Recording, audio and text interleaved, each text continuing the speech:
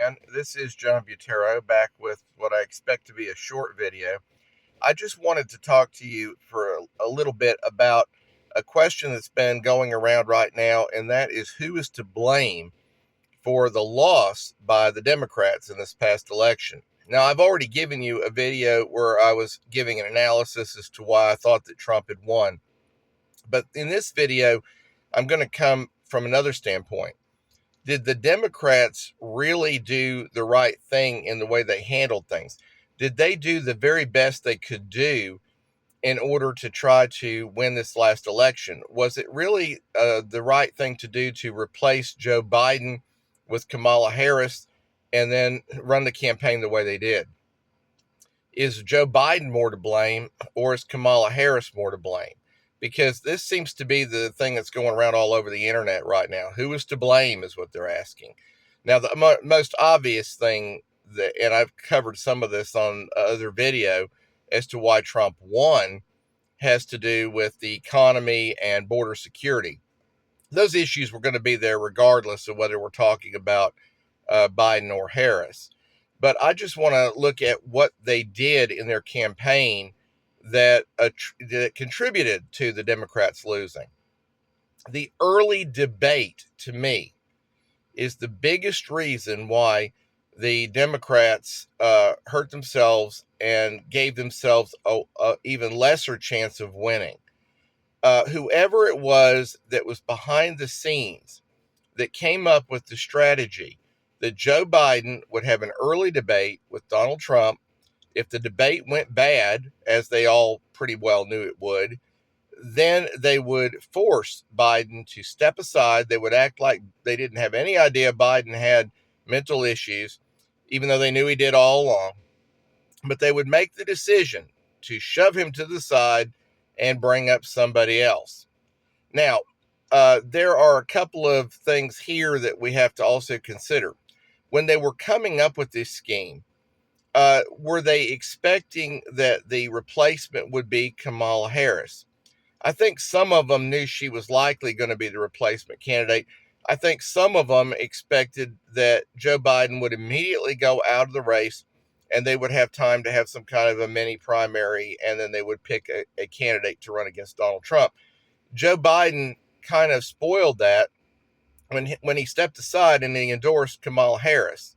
So you could maybe put a little blame on him for that, in forcing them to accept Kamala Harris, somebody they knew really wasn't that great of a candidate.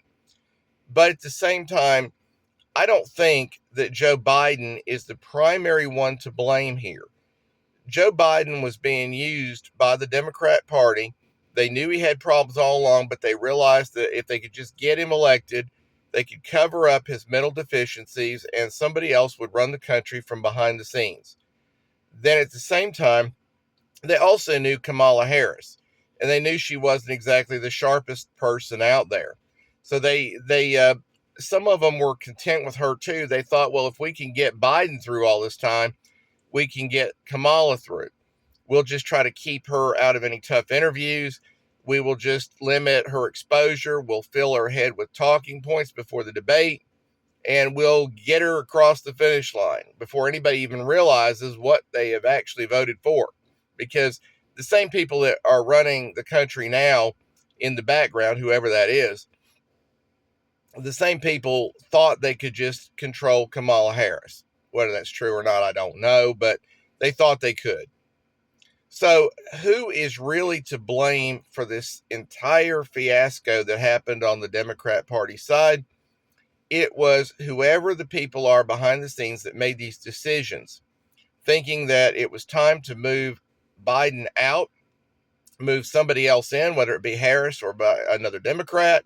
Whoever made those decisions behind the scenes, and they're kind of like the man behind the curtain. I'm not going to say who it is because I'm not really sure. I've got my ideas, certainly, as a lot of other people do, and we may even be looking at the same man as the one who is really running the country, but I'm not going to say who I think that is. I think we all are on the same page probably here.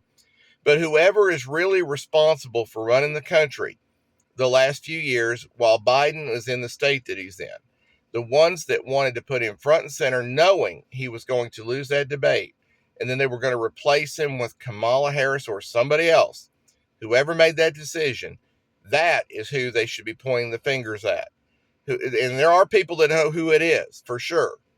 Whoever that person is, that is who the Democrats should be blaming for losing this election so badly to Donald Trump.